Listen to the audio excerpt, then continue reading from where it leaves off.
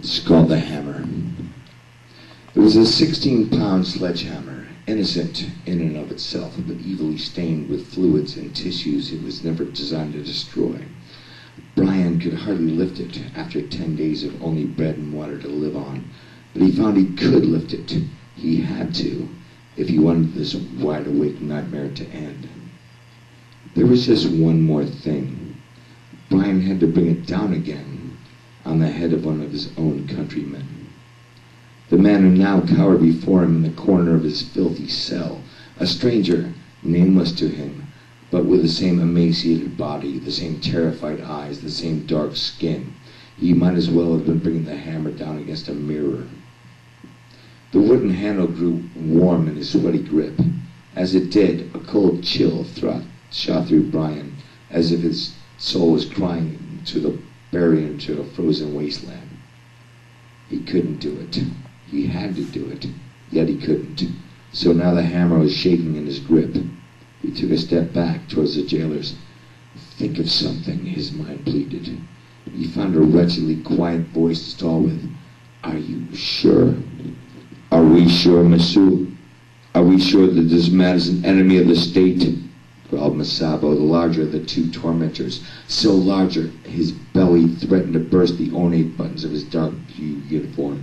"Yes, we are sure. We are of the State Research Bureau. You are not. You have sworn to us that you are not an enemy of the state, so we have given you this opportunity to prove yourself." Koza, the smaller jailer, shouted his words like the Napoleonic warlord he fancied himself to be. "I, for one, strongly suggest you take it." Brian heard a metallic snap near Koza's voice, the sound of a pistol's safety catch being released. There would be no more stalling, no reasoning with him. The prisoner in front of them collapsed into wretched sobs, and Brian saw now how young the man was, a stripling just out of his teens, too young to die this way. But Brian did not know him, and Brian wanted to live. Muscles bunched in his arm as he lifted the hammer higher, higher, even now with the man's trembling head, and sparks of pain shot through Brian's joints as he fought for some momentum. There was barely any strength left in him, and even less will to commit this atrocity, until he learned that the man's sobs were actually laughs, deranged, mocking laughter spewing out at all of them. Finally, the prisoner gasped and spat, "Tomorrow!" The head of the hammer surged forward horizontally into the man's clavicle. Brian saw the bones snap, and the prisoner tumbled backward, shrieking with agony. He rebounded from the cell wall and tripped over the thick chains that manacled his ankle to the wall. Now he was beneath Brian, and for some reason the hammer did not feel quite so heavy. Something had happened with the first blow. Perhaps Brian's soul had crossed over into that frozen wasteland, but in doing so, all fear and shame had deserted him. Something inside him was grateful that the youth's laughter had become screams. He felt less like a pawn than a conqueror. With the prisoner crouching in front of him, Koza and Masabo were cheering him on, almost as loudly as the prisoner was screaming. "Do it. End it. Save yourself. One more blow can end it. Do it. End it. Save yourself. One more blow." The merciless new thoughts in his head were needless. The hammer practically swung itself. Thwack! The hammer crashed solidly onto the back of the prisoner's skull and rebounded as if Brian had hit solid stone. Tears streamed down his face as he swung the hammer again and broke the man's spine just below the second rib. The hapless prisoner stopped thrashing from the waist down, but he still gurgled and trembled, far from death's mercy. The lights of the cell grew and burned in Brian's eyes, and the expenditure of energy came to call. Brian dropped the hammer and stumbled back against the wall. Masabo's thick arm grabbed and supported him, but only to shove him forward to complete his task. "Finish him, monsieur!" Koza snarled. Brian found a voice. "You're the one with the gun." Indeed he was, and Brian suddenly found the barrel of Koza's revolver aimed at his head. It suddenly occurred to him that his jailers had no interest in anything but his becoming their pawn.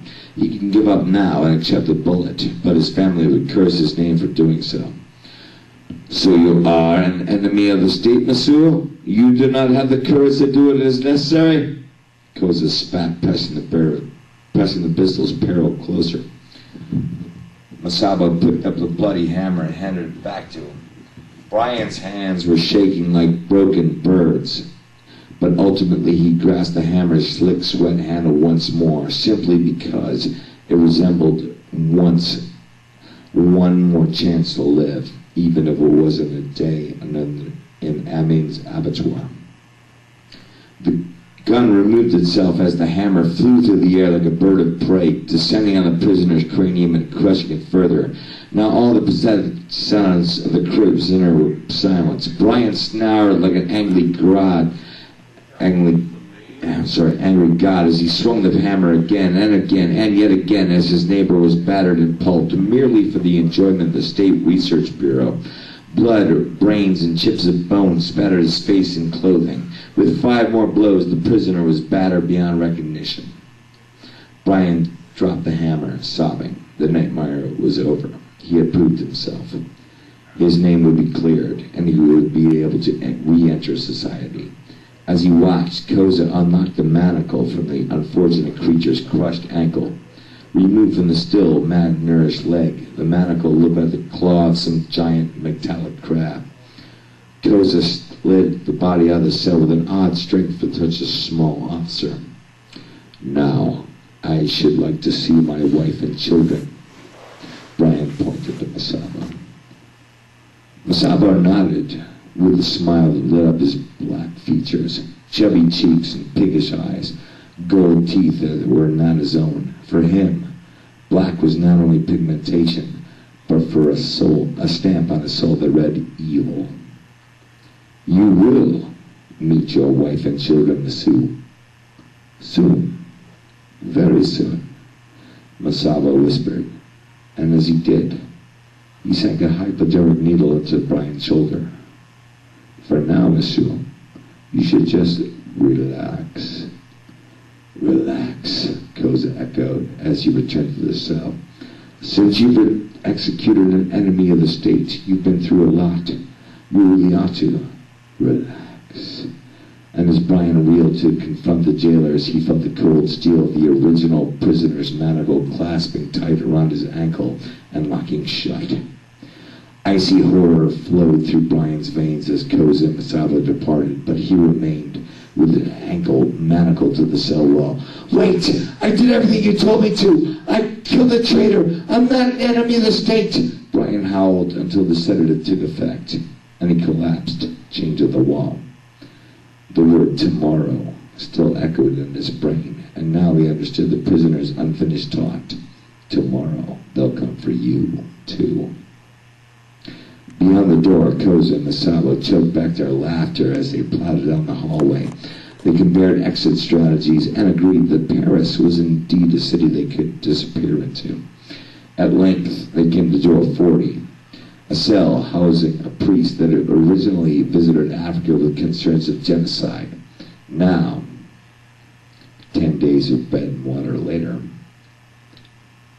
Koza slid back the lattice window of the cell. Monsieur, I know it has been a long time. Do you still consider yourself an enemy of the state? Behind him, Masabo hefted the hammer. It was a 16-pound sledgehammer, innocent in and of itself.